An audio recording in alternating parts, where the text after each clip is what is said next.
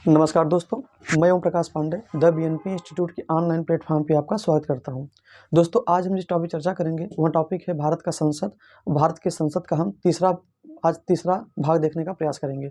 हम लोग दो भागों में उसकी संरचना, उसके घटक और लोकसभा स्पीकर के बारे में जानने का प्रयास किया था, जो कि प्रतिनिधि अधिकारी होते हैं लोकसभा के। आज हम जानेंगे लोकसभा के डिप्टी स्पीकर के बारे में जानने का प्रयास करेंगे कि लोकसभा का उपाध्यक्ष क्या होता है, उनके उनकी कार्यकाल क्या होती है, उनकी शक्तियाँ क्या होती हैं। साथ साथ हम जानेंगे कि अगर उपसभापति मतलब कि अध्यक्ष या उपाध्यक्ष अगर उपस्थित ना हो या रिक्त खाली हो जाए, पद खाली हो जाए, तो उस स्थिति में क्या होता है, मतलब अध्यक्ष में किसको चयनित किया जाता है, किसकी नियुक्ति होती है, किन आधारों पे। फिर दोस्तों साथ साथ देखने का प्रयास करेंगे कि लोकसभा के सामयिक अध्यक्ष अर्थात प्रोटेम स्पीकर कौन होता है। अब मैक्सिमम क्वेश्चन भी पूछता है कि प्रोटेम स्पीकर की नियुक्ति कैसे होती है, उस पर हम जानने का प्रयास करेंगे, चर्चा करेंगे। फिर दोस्तों हम चर्चा करेंगे भारत में संसद है, संसद की क्या है, लोकसभा है, राज्यसभा है। तो राज्यसभा के सभापति के रूप में हम कौन कार्य करता है। साथ ही दोस्तों राज्यसभा के उपसभापति और राज्यसभा में जो सभापतियों की जो तालिका होती है उसको भी हम जानने का प्रयास करेंगे। तो दोस्तों आज का हमारा टॉपिक सीरीज आपको अच्छा लग रहा होगा, इसको निरंतर देखते रहिए। एक समय ऐसा है कि आपका संसद जो होगा वो आपके मस्तिष्क पर बना रहेगा। तो संसद के हमने उन सारे पहलुओं पर मैंने उन सारी पहलुओं को ले रखा है, जिससे कि आपको कभी भी कोई दूसरी किताब अगर पढ़ना हो तो आपको ज़्यादा परिश्रम न करना पड़े। रेफरेंस के तौर पर आप किसी भी पुस्तक का अध्ययन कर सकते हैं।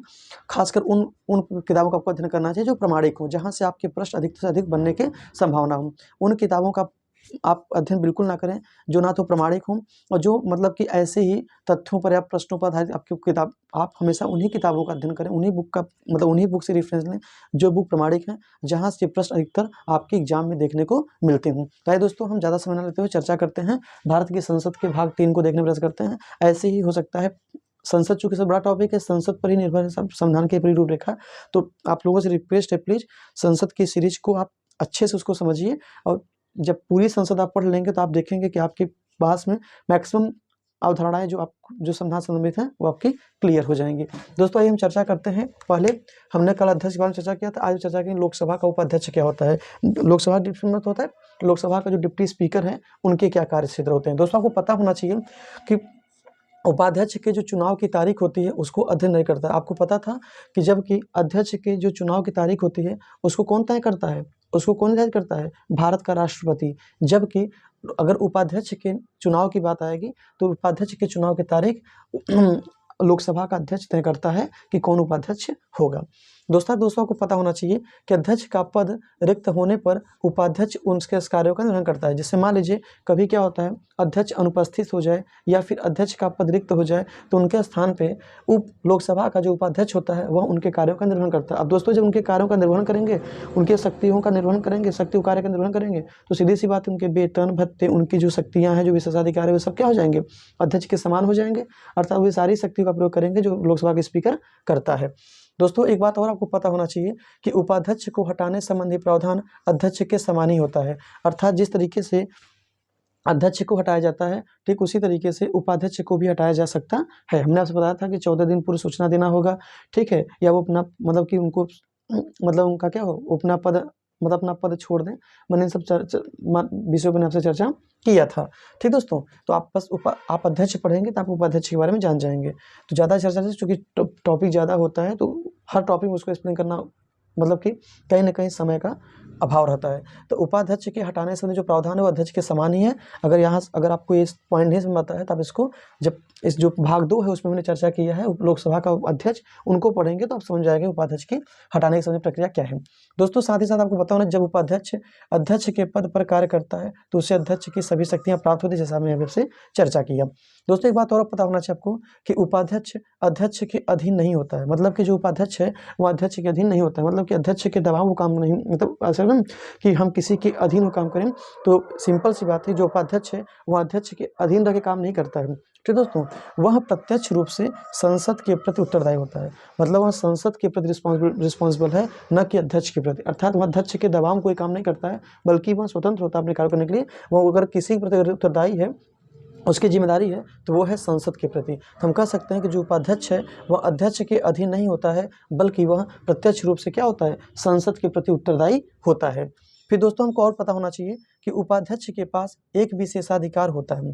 जो उपाध्यक्ष है उनके पास एक विशेष अधिकार होता है। वो अधिकार ये होता है कि जब कभी भी किसी संसदीय समिति का सदस्य बनाया जाता है, जैसे मान लीजिए कभी क्या होता है कि अगर किसी अगर उपाध्यक्ष को किसी भी संसदीय समिति का क्या बनाया जाए, सदस्य बनाया जाए, तो वह स्वाभाविक रूप से उसका सभापति बन जाता है, जो कि एक उसकी विशेषाधिकार, उसकी सबसे बड़ी ताकत बन जाती है। मतलब ऐसे समझिए, जैसे मान लीजिए लोकसभा का उपाध्यक्ष है, उसे किसी भी समिति का अगर सदस्य बनाया जाता है, तो ये जान लीजिए कि जैसे वो समिति का सदस्य बनता है, वह वैसे ही उस समिति का क्या होता है, सभापति या अध्यक्ष बन जाता है। उस समिति की अध्यक्षता उसके हाथ में आ जाती है। तो ऐसे समझिए आप कि अगर उपाध्यक्ष के पास जो विशेषाधिकार की शक्ति है वो ये है कि जब कभी भी किसी भी संसदीय समिति का सदस्य बनाया जाता है, किसको, उपाध्यक्ष को, तो वह स्वाभाविक रूप से क्या बन जाता है, उस सभापति जिस समिति का वो सदस्य बना था, उस समिति का वह क्या बनता है, सभापति या अध्यक्ष बन जाता है। ठीक, ये उसकी एक विशेष शक्ति है, विशेष अधिकार है जो उस उपाध्यक्ष के रूप में उसको प्राप्त है। दोस्तों आपको एक बात और पता होना चाहिए कि उपाध्यक्ष अपना त्यागपत्र अध्यक्ष को देता है। आपने आपसे चर्चा किया था कि जब लोकसभा को जो स्पीकर होता है वह अपना त्यागपत्र डिप्टी स्पीकर को देता है, अर्थात उपाध्यक्ष को देता है, और उपाध्यक्ष अपना त्यागपत्र किसे देगा दोस्तों, भारत के लोकसभा के स्पीकर को, अध्यक्ष को। दोस्तों एक बात और आपको पता होना चाहिए कि जब अध्यक्ष पीठासीन होता है, अर्थात जब अध्यक्ष पीठासीन अधिकारी में काम करता है, तो उपाध्यक्ष एक सदन के अन्य सदस्यों की तरह रहता है। अर्थात जब पीठासीन अधिकारी में जब अध्यक्ष पीठासीन अधिकारी में काम करते हैं, तो आपको पता होना चाहिए कि जो उपाध्यक्ष है वह एक जिस प्रकार से लोकसभा के अन्य सदस्य कार्य करते हैं, वह बोल सकते हैं, मत का प्रयोग कर सकते हैं, सदन में भाग ले सकते हैं, कार्यवाही में भाग ले सकते हैं, वे सारे वो कार्य करते हैं जैसे अन्य सदस्य करते हैं। ठीक दोस्तों, लेकिन जैसे ही किसी कारण से लोकसभा का पद खाली हो जाए या अनुपस्थित हो जाए, तो उस स्थिति में उपाध्यक्ष क्या करता है, लोकसभा के स्पीकर समान अपने उत्तरदायित्वों को निभाता है, अपने उत्तरदायित्वों को या अपने कर्तव्यों को पूरा करता है। तो दोस्तों आपको पता होना चाहिए, जब अध्यक्ष पीठासीन होता है तो उपाध्यक्ष सदन के अन्य सदस्यों की तरह क्या करता है, कार्य करता है। दोस्तों एक पॉइंट आपको याद रखना उपाध्यक्ष के संदर्भों में, उपाध्यक्ष को वेतन और भत्ते संसद द्वारा निर्धारित भारत के संचित निधि से मिलता है। अर्थात उपाध्यक्ष को जो वेतन और भत्ते हैं उसको कौन करता है, संसद करता है भारत के संचित निधि से। उनको जो वेतन और भत्ते का जो प्रावधान है, चाहे वो अध्यक्ष हो, चाहे उपाध्यक्ष हो, चाहे सभापति हो, चाहे उपसभापति हो, इनके वेतन और भत्ते का जो प्रावधान है वह संसद के द्वारा ही तय किया जाता है, लेकिन वो भी कहाँ से, भारत की संचित निधि से। तो इस पॉइंट को याद रखिएगा कि अध्यक्ष, उपाध्यक्ष, सभापति, उपसभापति को जो वेतन और भत्ते मिलते हैं वो कहाँ से मिलते हैं या कहाँ से तय किए जाते हैं, तो संसद द्वारा तय किया जाता है भारत की संचित निधि से उनके वेतन और भत्ते। दोस्तों इसको याद रखिएगा। दोस्तों आपको एक बात और पता होना चाहिए, मैं अध्यक्ष और उपाध्यक्ष के संदर्भ में एक बातें हैं जो हमेशा प्रश्न आपसे पूछा भी होगा, तो उसको आप देख लीजिएगा। 10वीं लोकसभा तक अध्यक्ष एवं उपाध्यक्ष अमूमन सत्ताधारी दल के होते थे। जो 10वीं लोकसभा का चुनाव हुआ था तब तक अगर हम देखें तो अब देखते थे कि जो लोकसभा के स्पीकर या डिप्टी स्पीकर होते थे वे सत्ताधारी, कि जो पार्टी जीत कराती थी, सत्ताधारी उन्हीं से क्या होते थे, जिनकी सरकार होती थी उन्हीं के सरकार के क्या होते थे, लोकसभा के अध्यक्ष होते थे और लोकसभा के उपाध्यक्ष होते थे। लेकिन दोस्तों 11वीं लोकसभा से इसको बदल दिया गया। 11वीं लोकसभा में क्या कर दिया गया कि अध्यक्ष जो होंगे वो सरकार के जो सत्ताधारी दल होंगे, ठीक, जिनकी सत्ता होगी सरकार में, उनसे अध्यक्ष होंगे, जबकि एवं उपाध्यक्ष कौन होगा, मुख्य विपक्षी दल, जो विपक्ष की भूमिका में जो सरकार होगी, सत्ता होगी, सरकार होगी, विपक्ष की सरकार का जो मुख्य जो दल होगा उसके सदस्य क्या होंगे, कि लोकसभा के डिप्टी स्पीकर या उपाध्यक्ष के रूप में कार्य करेंगे। तो ऐसे समझिए कि 10वीं लोकसभा तक अध्यक्ष उपाध्यक्ष सत्ताधारी दल के होते थे, ठीक है, और जबकि 11वीं लोकसभा से अध्यक्ष होता था सत्ताधारी का होने लगे हैं, जबकि उपाध्यक्ष जो कौन होंगे, जो मुख्य विपक्षी दल होंगे, उनसे उपाध्यक्ष का पद दिया जाता है, उन्हें उपाध्यक्ष पद दिया गया है।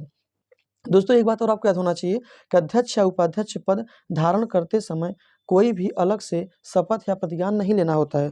आपको कभी प्रश्न पूछ लेगा कि अध्यक्ष या उपाध्यक्ष को शपथ कौन दिलाता है। दोस्तों आपको पता होना चाहिए कि अध्यक्ष या उपाध्यक्ष के लिए किसी भी प्रकार के शपथ ग्रहण का प्रावधान नहीं है, क्योंकि वो पहले ही सदस्य के रूप में शपथ ग्रहण कर चुके रहते हैं, तो दोबारा उनको शपथ ग्रहण कराने का कोई प्रावधान नहीं है कि वो अध्यक्ष के पद पे आएंगे तो शपथ लेंगे या उपाध्यक्ष पद पे आएंगे तो शपथ लेंगे, क्योंकि उसके पहले वो एक संसद सदस्य के रूप में वो शपथ ले चुके रहते हैं। तो इस बात को भी आप ध्यान रखिएगा कि अध्यक्ष या उपाध्यक्ष पद धारण करते समय कोई भी अलग से उनको शपथ या प्रतिज्ञान नहीं लेना होता है। दोस्तों एक बात और आपको पता होना चाहिए, अध्यक्ष उपाध्यक्ष संस्था का जो उद्भव है, जिसे हम अध्यक्ष उपाध्यक्ष कह रहे हैं वर्तमान में लोकसभा का, इनका उद्भव कैसे हुआ, आइए थोड़ा सा उनकी ऐतिहासिक दृष्टिकोण को देखने का प्रयास करते हैं। दोस्तों अध्यक्ष उपाध्यक्ष जो है संस्था का उद्भव भारत सरकार अधिनियम 1919 के उबन के तहत 1921 में हुआ था। मतलब जो भारत शासन अधिनियम 1919 है 1919 है के उबन के तहत अध्यक्ष उपाध्यक्ष की संस्था का उद्भव 1921 में हुआ। मतलब 1921 में 1919 के भारत अधिनियम के तहत क्या होता है 1921 में अध्यक्ष या उपाध्यक्ष संस्था का उद्भव होता है, जिसे हम बोलते हैं प्रेसिडेंट या डिप्टी प्रेसिडेंट कहा करते थे। ठीक दोस्तों, अर्थात प्रेसिडेंट व डिप्टी प्रेसिडेंट यह नाम 1947 तक चलता रहा है। मतलब जिसे हम 1919 तक क्या करते हैं प्रेसिडेंट या डिप्टी प्रेसिडेंट कह रहे हैं। ठीक है, यह नाम कब तक चला है 1947 तक, उसके बाद अध्यक्ष उपाध्यक्ष का हम प्रयोग करना शुरू कर दिया। आइए हम समझते हैं 1921 से पहले भारत के गवर्नर जनरल केंद्रीय विधान परिषद की बैठक का पीठाधिकारी होता था। मतलब 1921 से पहले की बात करें तो 1921 से पहले जो भारत के गवर्नर जनरल थे वह क्या थे, केंद्रीय विधान परिषद की बैठक का पीठासीन अधिकारी होते थे। ठीक दोस्तों, और 1921 में भारत के गवर्नर जनरल ने क्या किया, फ्रेडरिक व्हाइट को पहला अध्यक्ष मतलब पहला प्रेसिडेंट एवं सच्चिदानंद सिन्हा को पहला उपाध्यक्ष नियुक्त किया, मतलब डिप्टी प्रेसिडेंट। हम यहाँ चूंकि अध्यक्ष उपाध्यक्ष पद प्रयोग कर रहे हैं जिससे कि आपको समझ आ जाए, लेकिन वहाँ प्रयोग शब्द होता था प्रेसिडेंट और डिप्टी प्रेसिडेंट, आप समझेंगे। तो 1921 में भारत के गवर्नर जनरल ने क्या किया, फ्रेडरिक व्हाइट को पहला अध्यक्ष एवं सच्चिदानंद सिन्हा को पहला उपाध्यक्ष नियुक्त किया या प्रेसिडेंट या डिप्टी प्रेसिडेंट नियुक्त किया। दोस्तों इसको याद रखिएगा। साथ ही दोस्तों आपको पता होना चाहिए कि 1925 में विट्ठल भाई जे पटेल को केंद्रीय विधान परिषद का पहला निर्वाचित अध्यक्ष चुना गया था। मतलब जो कि क्या थे, पहले भारतीय थे। मतलब पहले भारतीय के रूप में 1925 में विट्ठल भाई जे पटेल को पहले भारतीय के रूप में 1925 में विट्ठल भाई जे पटेल को केंद्रीय विधान परिषद का पहला निर्वाचित अध्यक्ष क्या हुआ, चुना गया। और दोस्तों एक बात और आपको पता होना चाहिए कि 1935 अधिनियम से प्रेसिडेंट एवं डिप्टी प्रेसिडेंट्स को अध्यक्ष अथवा उपाध्यक्ष कहा गया। मतलब जिसे हम 1935 के पहले क्या कह रहे थे, प्रेसिडेंट और डिप्टी प्रेसिडेंट कह रहे थे, उनका नाम बदल दिया गया, उन्हें क्या कहने जाने लगा। मतलब 1935 अधिनियम से प्रेसिडेंट को अध्यक्ष एवं डिप्टी प्रेसिडेंट को उपाध्यक्ष के नाम से जाना जाने लगा। फिर दोस्तों आपको एक बात और पता होना चाहिए कि 1935 में पहला अध्यक्ष जीबी मावलंकर को एवं पहला उपाध्यक्ष अनंत सयानाम अयंगर को बनाया गया था।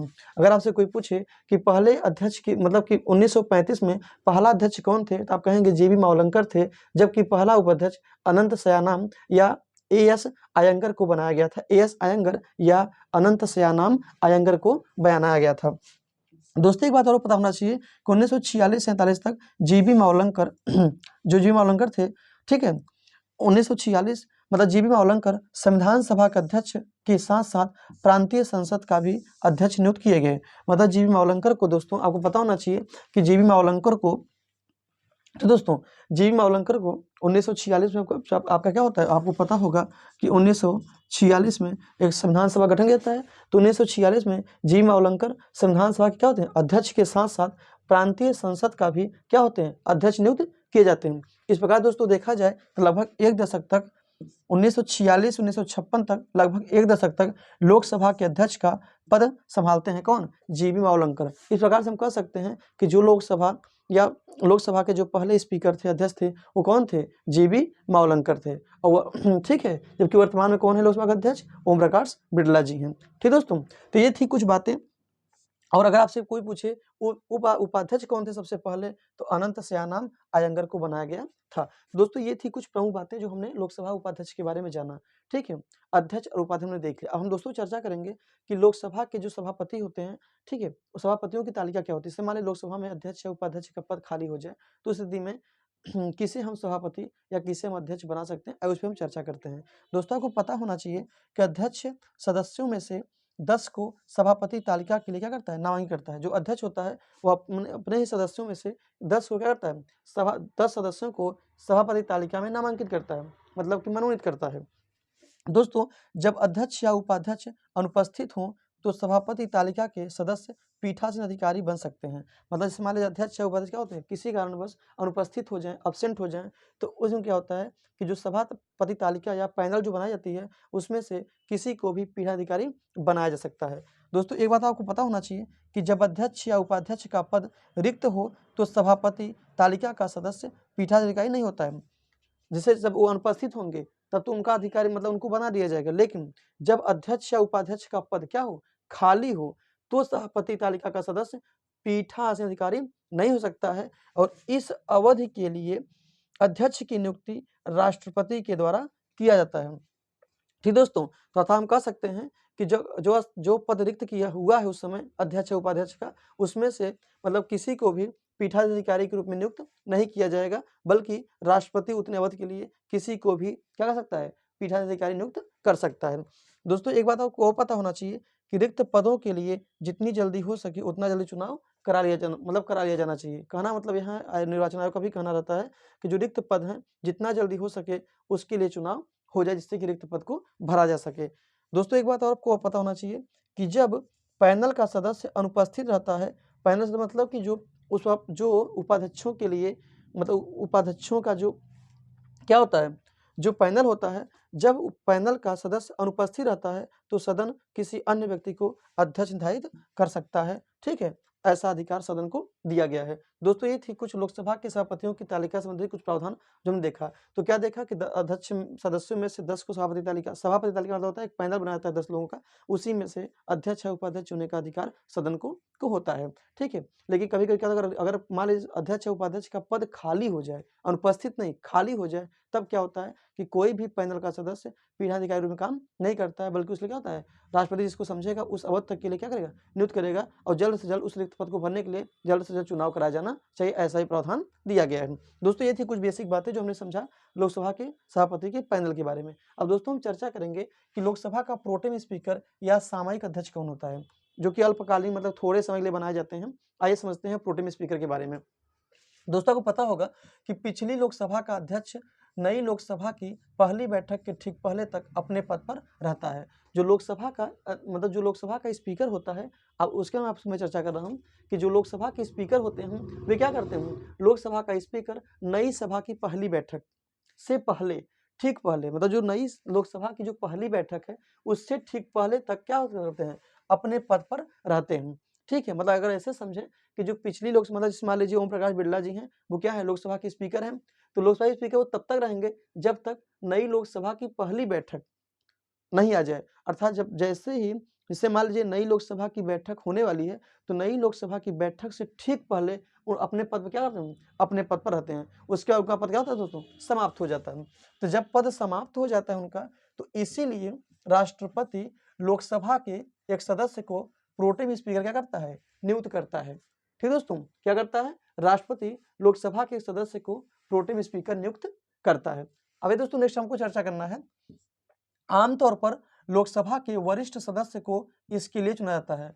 जो प्रोटेम स्पीकर होते हैं अर्थात प्रोटेम स्पीकर के रूप में जिसे चुना जाता है लोकसभा के मतलब स्पीकर रूप में, वे होते हैं वरिष्ठ सदस्य। अर्थात कहा जाता है कि जो भी वरिष्ठ सदस्य होंगे लोकसभा में उन्हें क्या किया जाएगा, प्रोटेम स्पीकर रूप में नियुक्त किया जाएगा, अर्थात जो सबसे क्या वरिष्ठ हो, श्रेष्ठ हो। राष्ट्रपति स्वयं प्रोटेम स्पीकर को शपथ दिलाता है, जबकि मैंने आपसे दोस्तों क्या किया कि अध्यक्ष या उपाध्यक्ष पद धारण करते समय कोई अलग से क्या करते हैं, अलग से शपथ ग्रहण नहीं करते हैं। क्यों नहीं करते हैं, क्योंकि वो ऑलरेडी संसद के सदस्य शपथ ग्रहण कर चुके रहते हैं। लेकिन जबकि चूंकि प्रोटेम स्पीकर क्या होता है, प्रोटेम स्पीकर के संदर्भ में कहा गया है कि राष्ट्रपति उन्हें स्वयं क्या करता है, शपथ दिलाता है कि वे अपने कार्य का निर्वहन अपनी श्रद्धापूर्वक करेंगे, संविधान को ध्यान रखते हुए। तो दोस्तों ये थी क्या कुछ बातें। फिर अगर प्रोटेम स्पीकर की बात करें दोस्तों, प्रोटेम स्पीकर को स्थायी अध्यक्ष के समान ही शक्तियां प्राप्त होती हैं। मतलब प्रोटेम स्पीकर वही शक्ति प्राप्त करेगा, वही सारे सुख और सुविधाएं प्राप्त करेगा जितने भी दिन के लिए वो रहता है, उस किसके समान करेगा, जिस प्रकार से स्थायी अध्यक्ष अर्थात जो लोकसभा के स्पीकर अपने कार्य के निर्वहन की मतलब उनको जो कार्य करने की जो शक्ति प्रदान रहता है, ठीक वही शक्ति किनको मिला है, प्रोटेम स्पीकर को भी दिया गया। मतलब प्रोटेम स्पीकर को भी वही शक्ति प्रदान है, वही सारी सुविधाएं प्राप्त हैं जो भारत के स्पीकर मतलब लोकसभा के स्पीकर को प्राप्त है। तो दोस्तों ये भी याद रखिएगा कि प्रोटेम स्पीकर को स्थायी अध्यक्ष के समान ही क्या है, शक्ति प्राप्त है। दूसरी बात, वह नई लोकसभा की पहली बैठक में पीठासीन अधिकारी होता है। मतलब जो लोकसभा नई लोकसभा मान लीजिए बन रहा है, तो नई लोकसभा की जो बैठक होगी, पहली बैठक, उसका जो स्पीकर होगा या जो पीठासीन अधिकारी होगा, वह कौन होगा दोस्तों, प्रोटेम स्पीकर होगा या सामयिक अध्यक्ष होगा। ठीक दोस्तों, एक बात आपको पता होना चाहिए कि जो प्रोटेम स्पीकर है उसका मुख्य कर्तव्य होता है कि नए सदस्यों को शपथ दिलवाना तथा सदन को नए अध्यक्ष के चुनाव में मदद करता है। अर्थात जो प्रोटेम स्पीकर का जो मतलब प्रमुख कर्तव्य है, मतलब मुख्य जो कर्तव्य है, वो ये है कि जो नए सदस्य चुनकर आए हैं उनको शपथ दिलवाने का काम प्रोटेम स्पीकर द्वारा किया जाता है। और साथ ही साथ दोस्तों, सदन को नए अध्यक्ष के चुनाव में मदद करता है। इससे मान लीजिए जो जिसको हम स्पीकर बनाना चाह रहे हैं नए मतलब कि नए चुनाव गठन के बाद कि लोकसभा के स्पीकर चुनने में, तो लोकसभा के नए स्पीकर को चुनने में कौन सहयोग करता है जो प्रोटेम स्पीकर बनाया जाता है मतलब कि अल्पकालीन समय के लिए, अल्प समय के लिए, उनको उनकी मदद से, उनकी सहायता से क्या होता है कि हम नए नए अध्यक्ष को के चुनने में उनका क्या सहायता हमको मिल जाता है। अर्थात हम कह सकते हैं कि जो उनका जो प्रोटेम स्पीकर जो मुख्य कार्य है वो नए सदस्यों को शपथ दिलवाना है और साथ ही साथ नए मतलब कि लोकसभा स्पीकर के चुनाव में भी उनका सहयोग रहता है। दोस्तों एक बात और पता होना चाहिए कि जब नए अध्यक्ष, जैसे मान लीजिए क्या होता है कि जब नए अध्यक्ष, मान लीजिए प्रोटेम स्पीकर वो बने थे, शपथ ग्रहण समारोह पूरा हो गया, नए अध्यक्ष का चुनाव हो गया मान लीजिए, जब नए स्पीकर चुन लिया जाता है तो क्या होता है, प्रोटेम स्पीकर का पद स्वयं ही क्या हो जाएगा, जैसे ही नया स्पीकर बनेगा वैसे ही प्रोटेम स्पीकर का जो पद होगा वो क्या हो जाएगा, अपने आप ही क्या हो जाएगा, मतलब खुद ही समाप्त हो जाएगा। उसे समाप्त करने का कोई प्रावधान नहीं किया गया है। अर्थात हम कह सकते हैं कि इस प्रकार से देखा जाए तो जो प्रोटेम स्पीकर का कार्यकाल होता है, पद होता है, वह अल्पकालीन होता है, मतलब बहुत ही थोड़े समय के लिए होता है। मतलब अब मैंने बता ही दिया, थोड़े समय मतलब क्या, बैठक मतलब कि पहली बैठक को पूरा करना, उसका अधिकारी बनना और नए सदस्यों को क्या करना, शपथ दिलवाना और साथ ही साथ नए अध्यक्ष के चुनाव में अपना सहयोग देना। तो दोस्तों ये थी कुछ प्रोटेम स्पीकर से जुड़ी बातें, जिसको हम बोलते हैं सामयिक अध्यक्ष या प्रोटेम स्पीकर। अब दोस्तों हम चर्चा करेंगे, चूंकि भारत में संसद है, संसद के 3 हिस्से हैं, राष्ट्रपति, लोकसभा और राज्यसभा। राष्ट्रपति हम लोगों ने पढ़ ही लिया था अभिनंग के रूप में, साथ हम आज पढ़ेंगे लोकसभा देखा, लोकसभा में अध्यक्ष, उपाध्यक्ष और उनके प्रोटेम स्पीकर में जाना। अभी बहुत सी प्रक्रियाएं हैं, संसद में कैसे बिल पास होता है, ठीक है, निंदा प्रस्ताव क्या होता है, अविश्वास प्रस्ताव क्या होता है, धन विधेयक क्या होता है, वित्त विधेयक क्या होता है, ठीक है, प्रश्नकाल क्या होता है, तारांकित प्रश्न क्या होता है, अतारांकित प्रश्न क्या होते हैं, ठीक है ना। बहुत सारे ऐसे बातें भी आपसे हम चर्चा करेंगे जो कि आपके संसद से संदर्भित हैं। तो बिल्कुल निश्चिंत रहिए, एक एक टॉपिक आप मैं क्लियर करूंगा, कोई भी ऐसा टॉपिक नहीं होगा जो आपसे दूर जाएगा। बस आप थोड़ा सा धैर्य बनाए रखिए, बस आपके पेशेंस की जरूरत है और निरंतर पढ़ते रहिए। दोस्तों हम चर्चा करते हैं किसकी, राज्यसभा के सभापति, चूंकि हम पढ़ेंगे राज्यसभा। राज्यसभा में सभापति का क्या नेतृत्व होता है और उपसभापति। दोस्तों जो राज्यसभा के सभापति होते हैं, राज्यसभा का पीठासीन अधिकारी सभापति कहलाता है। मतलब कि लोकसभा का जो पीठासीन अधिकारी होता है उसको हम सामान्य तौर पर अध्यक्ष कहते हैं, स्पीकर कहते हैं, जबकि राज्यसभा का पीठाधिकारी क्या रहता है, सभापति कहलाता है। और राज्यसभा जो क्या है, एक स्थायी सदन है, ये भी आप याद रखिएगा, जबकि लोकसभा अस्थायी सदन है। मतलब उसका लोकसभा को हम भंग कर सकते हैं जबकि हम राज्यसभा को भंग नहीं कर सकते हैं। दूसरी बात दोस्तों, देश का उपराष्ट्रपति इसका पदेन सभापति होता है। मतलब सभापति, आपने देखा था कि लोकसभा में के सदस्यों में से ही क्या होता है, मतलब कि सत्ताधारी दल के सदस्यों से ही किसी एक को क्या दोस्तों अध्यक्ष बनाया जाता है। जबकि राज्यसभा में क्या है कि राज्यसभा में सदस्यों में से सभापति नहीं बनते हैं, बल्कि भारत का उपराष्ट्रपति ही क्या होता है, राज्यसभा का पदेन सभापति होता है। अर्थात देश का जो उपराष्ट्रपति है उन्हें ही राज्यसभा का पदेन सभापति बनाया गया है। अब ठीक दोस्तों, राज्यसभा का जब, अब आपको एक बात और आपको पता होना चाहिए, जबकि लोकसभा का अध्यक्ष सदन का सदस्य होता है और सदन के सदस्यों में से ही चुना जाता है, लेकिन भारत का जो मतलब जो राज्यसभा का जो सभापति होता है वह ना तो सदन का सदस्य होता है और ना ही सदन के सदस्यों द्वारा चुना जाता है। अब सदन का सदस्य नहीं है तो सदन द्वारा चुने के जाएंगे, लेकिन फिर भी वे क्या होते हैं, राज्यसभा के पदेन सभापति रूप में कार्य करते हैं। उनको जो भी वेतन भत्ता जो भी मिलता है वो सब राज्यसभा के सदस्य रूप मिलता है, न कि उपराष्ट्रपति रूप में। लेकिन जैसे ही वे क्या होते हैं, सदन के रूप में काम नहीं करते हैं, मान लीजिए वो राष्ट्रपति रूप में काम करते हैं, तो उनके राज्यसभा का जो वेतन भत्ता है वो क्या होता है, वो उनको नहीं मिलता है। वे सीधे किसको मिलेगा, उनको राष्ट्रपति रूप मिलेगा, वो राष्ट्रपति के पद को संभालेंगे। उससे पहले वो जब तक उपराष्ट्रपति रहेंगे तब तक वो क्या रहेंगे, आपको पता होना चाहिए कि वो तब तक वो क्या रहेंगे, राज्यसभा के सभापति रूप में काम करेंगे। दोस्तों यही कहा गया है कि राज्यसभा का पीठाधिकारी सभापति कहलाता है और देश का उपराष्ट्रपति इसका पदेन सभापति होता है। दोस्तों नेक्स्ट हमको चर्चा करना है कि जब उपराष्ट्रपति राष्ट्रपति के नए रूप में कार्य करता है तो वह राज्यपाल का सभापति नहीं होता है, ठीक है, अरे राज्यसभा का सभापति नहीं होता है। दोस्तों यहाँ का मतलब हाँ, जब उपराष्ट्रपति क्या करेगा, राष्ट्रपति के रूप में कार्य करता है तो वह राज्यसभा का सभापति नहीं होता है। अब जब वह राज्यसभा का सभापति नहीं होगा तो सीधी सी बात है कि उन्हें जो वेतन या भत्ते हैं, जो भी राज्यसभा संबंधी जो भी प्रावधान है, वे क्या होंगे, उससे इतर रहेंगे, वे उनको प्राप्त नहीं होंगे। अर्थात जब उपराष्ट्रपति राष्ट्रपति रूप में कार्य करता है तो वह राज्यसभा का सभापति नहीं होता है। दूसरी बात दोस्तों आपको पता होना चाहिए कि राज्यसभा के सभापति के पद से तभी हटाया जाता है जब वह उपराष्ट्रपति के पद से हटाया गया हो। अर्थात राज्यसभा के सभापति को हटाने संबंधी जो प्रावधान है वो सिंपल सी बात है कि वे तभी हटाए जाएंगे जब वो क्या होंगे, उपराष्ट्रपति के पद से उनको हटा दिया जाए। अगर उपराष्ट्रपति के पद से उनको हटा दिया जाएगा तो सीधी सी बात है कि जब उपराष्ट्रपति ही नहीं रहेगा तो राज्यसभा का सभापति के रूप में काम कैसे करेंगे। तो सीधी सी बात है कि जैसे वो उपराष्ट्रपति के पद से हटाए जाते हैं साथ साथ वो राज्यसभा के सभापति के रूप में उनकी मतलब वो रिमूव हो जाते हैं। दोस्तों आपको एक बात और पता होना चाहिए कि सभापति के कार्य एवं शक्तियां लोकसभा के अध्यक्ष के समान ही हैं। मतलब सभापति के जो कार्य एवं शक्तियां हैं, राज्यसभा के जो सभापति हैं उनकी जो कार्य शक्तियां हैं वही उनको है, मतलब वही शक्ति उनकी कार्य शक्ति है जो क्या है, लोकसभा के अध्यक्ष की होती है। अर्थात लोकसभा के अध्यक्ष के समान ही उनको सब शक्तियां दी गई हैं। लेकिन कुछ ऐसी बातें हैं, मतलब कुछ और भी विशेष बातें हैं जो लोकसभा के अध्यक्ष को दी गई है, जो कि क्या राज्यसभा के सभापति को नहीं मिली हैं। अर्थात हम कह सकते हैं लोकसभा के अध्यक्ष के पास दो विशेष शक्तियां होती हैं जो राज्यसभा के सभापति के पास नहीं होती हैं। वे कौन दो शक्तियां हैं दोस्तों, आपको पता होना चाहिए। आपको पता होगा, पहला है धन विधेयक। मतलब कौन सा विधेयक धन विधेयक है, यह लोकसभा के स्पीकर तय करता है। मतलब कि धन विधेयक के मामले में राज्यसभा को शक्ति, मतलब राज्यसभा के सभापति को शक्ति नहीं दी गई है। यह शक्ति केवल और केवल लोकसभा के स्पीकर को प्राप्त है। मतलब वही तय करता है कि कौन सा विधेयक धन विधेयक है या नहीं है। और उस धन विधेयक संबंधी जो मामले होते हैं वह उसका निर्णय भी क्या होता है, अंतिम माना जाता है।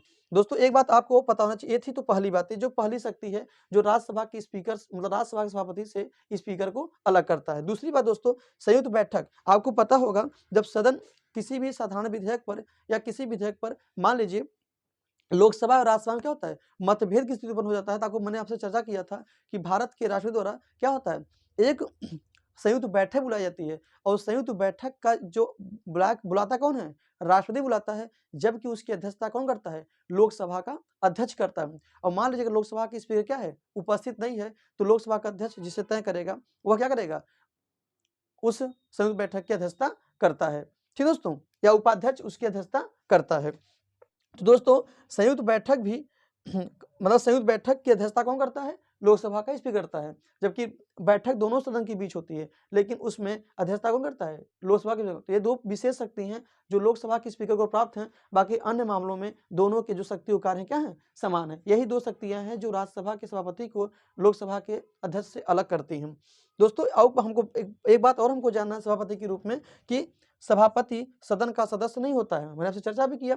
और मान लीजिए क्या होता है, सदन के सदस्य नहीं होते हैं और ना उनको पहली बार मतलब ना उनको मत देने का अधिकार होता है। लेकिन कभी कभी क्या होता है दोस्तों, पहली बार मत देने का अधिकार लोकसभा के अध्यक्ष को भी नहीं होता है। ठीक दोस्तों, और ना ही पहली बार मत देने का अधिकार किसको होता है, सभापति को होता है। लेकिन कभी कभी क्या होता है दोस्तों कि जैसे मान लीजिए दोनों, मतलब जैसे मान लीजिए मत बराबर आ जाए, जब मत बराबर हो तो उसमें क्या होता है कि सभापति को ठीक वैसे जैसे कि अध्यक्ष को बराबर की स्थिति में निर्णायक मत देने का अधिकार होता है, ठीक वैसे ही राज्यसभा में सभापति को भी निर्णायक मत देने का अधिकार है।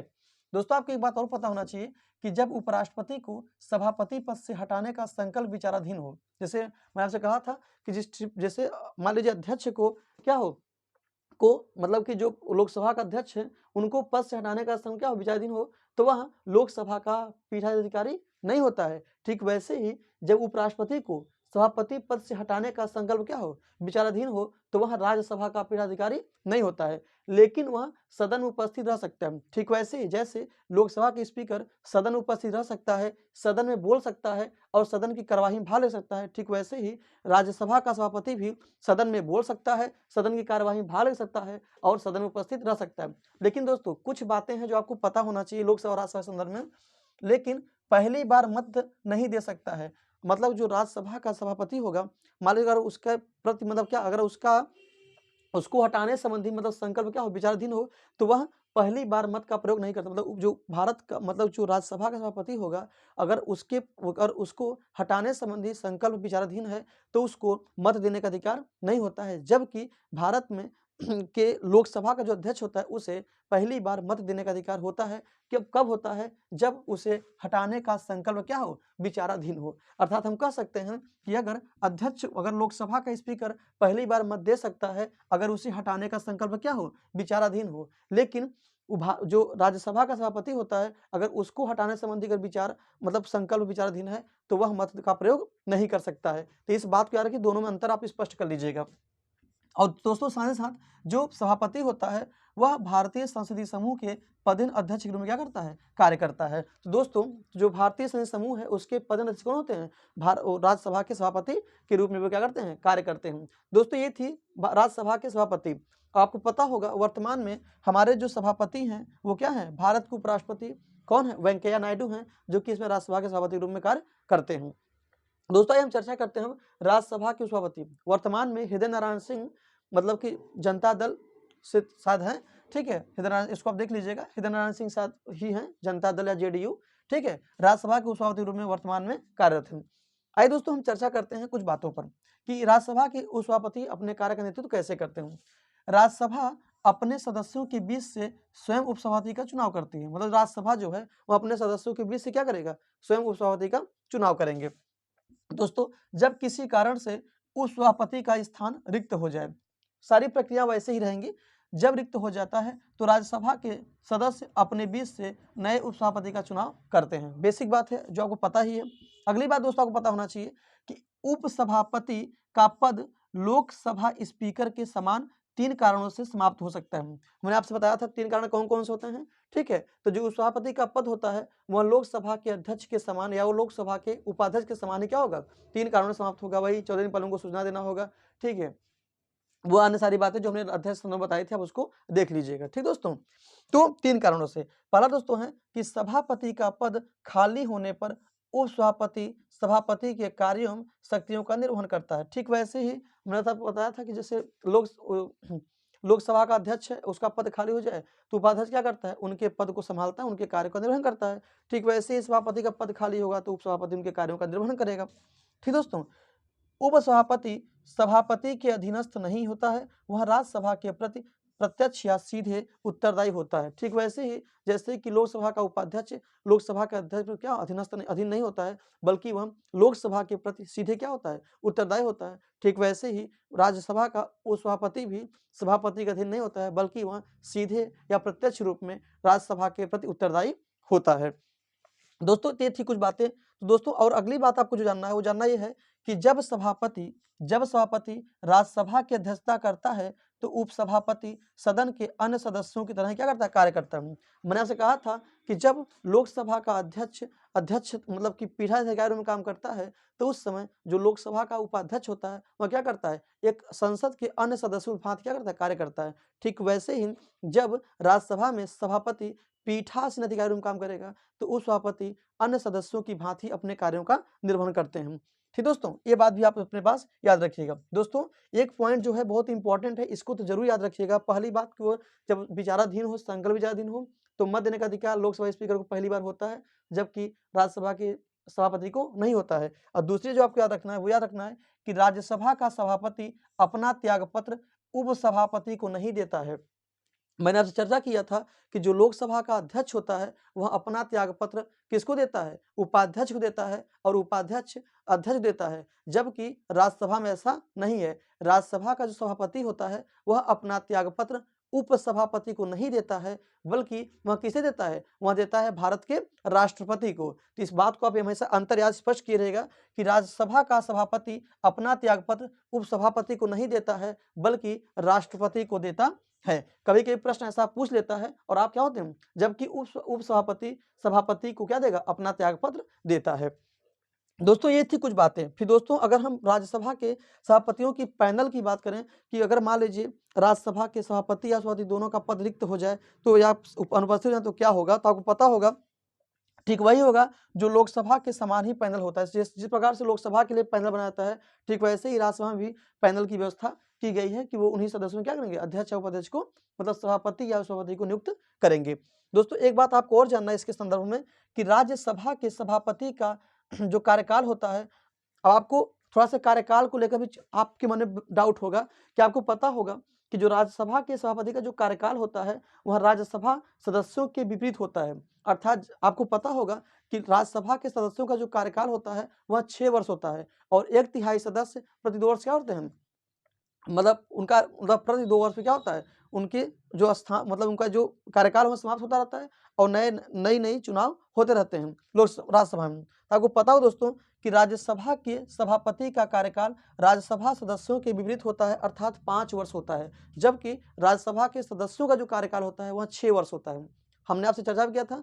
अब चूंकि जो राज्यसभा का सभापति होता है वह स्वयं क्या होता है, भारत का उपराष्ट्रपति होते हैं और उनका कार्यकाल भी क्या है, 5 वर्ष है। तो इस बात को आप याद रखिएगा कि राज्यसभा के सभापति का जो कार्यकाल होता है वह राज्यसभा के सदस्यों के विपरीत होता है, अर्थात राज्यसभा के सदस्यों का कार्यकाल कितना होता है, 6 वर्ष होता है, जबकि सभापति का कार्यकाल 5 वर्ष होता है। दोस्तों तो ये थी कुछ हमारी प्रमुख बातें जो हमने आपसे संसद के भाग 3 में देखने का प्रयास किया। हमने क्या देखा दोस्तों, आज लोकसभा के उपाध्यक्ष क्या होते हैं, कैसे उनकी नियुक्ति होती है, किस रूप में कार्य करते हैं, उनकी कुछ ऐतिहासिक पृष्ठभूमि को हमने समझने का प्रयास किया। फिर दोस्तों हमने जानने का प्रयास किया लोकसभा के सभापतियों की तालिका क्या होती है, पैनल क्या होता है, प्रोटेम स्पीकर क्या होते हैं। फिर हमने दोस्तों चर्चा किया कि राज्यसभा का जो सभापति होते हैं जो शिवप्रधान वेंकैया नायडू जी क्या है, राज्यसभा के सभापति के रूप में कार्य कैसे करते हैं, राज्यसभा का उपसभापति क्या होता है और उनके कार्यकाल क्षेत्र क्या होते हैं, और दोस्तों राज्यसभा के सभापतियों की तालिका क्या होती है। अब आपके मन में आएगा कि क्या प्रोटेम स्पीकर राज्यसभा में होते होंगे, दोस्तों तो नहीं होते, चूंकि वो उसका विघटन ही नहीं होता है। जब किसी भी सदन का विघटन नहीं होगा तो फिर वहां बात ही नहीं बनती है कि वहां पे किसी को भी प्रोटेम स्पीकर बनाने की आवश्यकता हमको पड़ेगी। दोस्तों ये थी कुछ प्रमुख बातें जो हमने संसद के भाग 3 में देखने का प्रयास किया। फिर दोस्तों कल हम देखने का प्रयास करेंगे कि सदन के नेता कौन होते हैं, मतलब कि जो संसद है उसमें सदन कुछ नेता हो, लीडर्स होते हैं, वे उनके कार्यक्षेत्र क्या होते हैं, और बहुत सारी चर्चाएं हैं, वित्त विधेयक, धन विधेयक, निंदा प्रस्ताव, अविश्वास प्रस्ताव, ठीक है, और भी बहुत सारी चर्चाएं हैं जो हम कल आपसे संसद के भाग 4 में उसको देखने का प्रयास करेंगे। तो उम्मीद करते हैं दोस्तों आपको ये टॉपिक समझ में आया होगा, संसद का भाग 3। इसको इस तरीके से देखते रहिए, 1-2 बार देखेंगे टॉपिक आपकी क्लियर हो जाएगी। तो उम्मीद करते हैं आपको अच्छा लग रहा होगा। इसको लाइक करिए, शेयर करिए, सब्सक्राइब करिए और अपने उन सभी मित्रों के पास इसको भेजिए जो भी पढ़ाई कर रहे हों या कंपटीशन क्षेत्र से जुड़े हों, जिसको उनको भी इसका लाभ हो सके। दोस्तों अगर इस तरीके से आप पढ़ेंगे तो हमको नहीं लगता है कि आपका कोई परीक्षा आपसे दूर जा सकता है। ठीक दोस्तों, फिर मिलते हैं नेक्स्ट वीडियो में नेक्स्ट टॉपिक के साथ। तब तक के लिए गुड नाइट, बाय बाय।